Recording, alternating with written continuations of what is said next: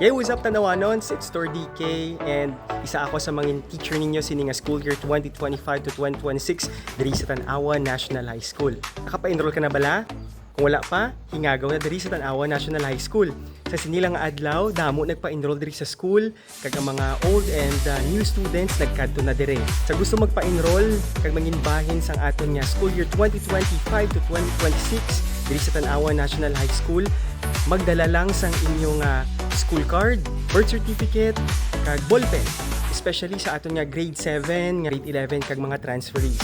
Sa aton naman nga grades 8, 9, 10 kag 12, especially sa mga old students naton, magkuha lang sang ilang enrollment slip.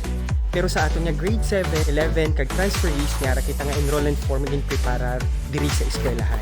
Wala labot sina ang aton nga grade 7 gali, may isa ka activity during sa enrollment time, magabasa sila upod sa teacher for our brigada pagbasa nga program. Hindi magpakulba, kay babasahon lang man pamatian kung kamusta ang reading ability sa aton mga bata.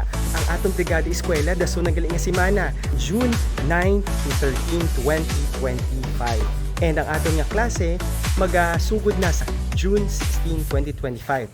Lapit na lang, di ba? Sa enroll na. Pwede pa Japon makapa-enroll dasong semana, pero mas nami kung makapa-enroll sini nga semana para hindi na mabudlayan sa brigada eskwela 2025 week naton. Kaya basi may gusto ka mo nga ibulik sa eskwelahan, contact lang kami. Ano gurong namin nga mabulik naton ano? Comment lang sa ating comment section. Kita kids!